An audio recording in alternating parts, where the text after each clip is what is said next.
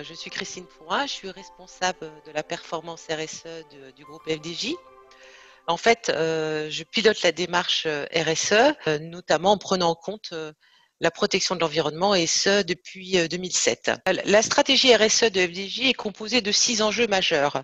Parmi ces enjeux, il y a le jeu responsable, les territoires, la solidarité, les ressources humaines avec la diversité, et aussi il y a l'enjeu environnemental. Et donc là, on a identifié 2 risques majeurs, le changement climatique et la perte de biodiversité. Donc tout ça en lien avec les forêts. Et il y a une logique implacable. On produit des supports de jeu. Ces supports de jeu sont en papier.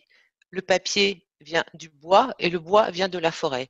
Donc la logique était évidente. L'exploitation forestière est un enjeu majeur pour FDJ, notamment en termes environnementaux et surtout en termes de biodiversité. Donc c'était tout à fait logique et légitime de s'engager dans cette démarche et de protéger les forêts.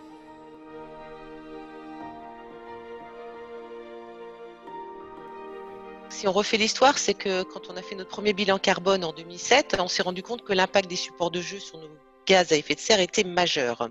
Donc du coup, pour aller plus loin dans la démarche, nous avons réalisé une analyse de cycle de vie de nos supports de jeu et on a constaté qu'en amont, donc lors de la fabrication du papier, il y avait un impact majeur. Et donc la première démarche qu'on a mise en œuvre, c'est d'utiliser du papier FSC. Nos joueurs ont connaissance du label FSC, pour cause, puisqu'il est apposé au dos de tous nos supports de jeu, au dos des tickets de grattage, au dos des bulletins, au dos des reçus de jeu, et donc ils ont une vraie sensibilisation sur le label FSC. Par ailleurs, on préserve aussi une forêt au Brésil dans le cadre de la compensation carbone.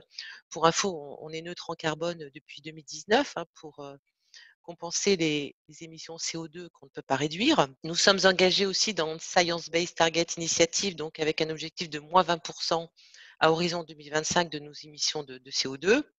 Et puis, une action en cours pour préserver la biodiversité et préserver nos forêts. Nous avons travaillé avec International Paper, WWF France et FSC France pour lancer un projet service écosystémique. Ce projet a pour objectif de protéger, de restaurer une partie d'une forêt en Haute-Vienne.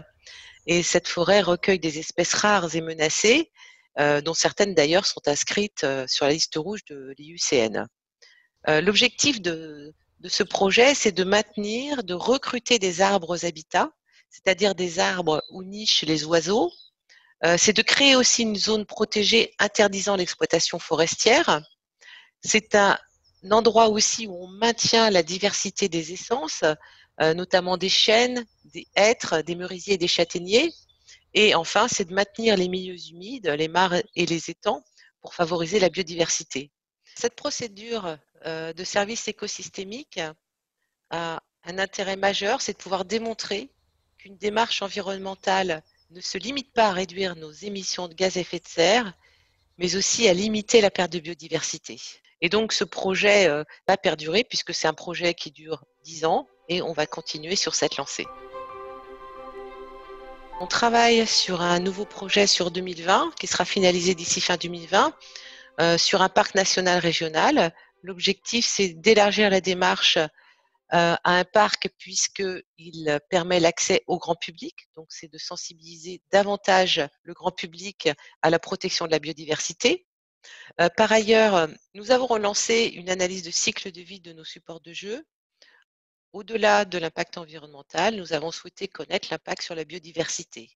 Donc, pour cela, on a travaillé avec CDC Biodiversité, avec leur outil GBS, Global Biodiversity Score. Donc, il y a un travail en ce moment qui se fait entre FSC France, WWF France et FDJ qui apporte sa contribution avec le retour d'expérience pour valoriser l'impact positif du label FSC. Ça, c'est le projet qui est en cours. Et donc, on va continuer à faire évoluer cette démarche pour l'intégrer dans l'outil GBS.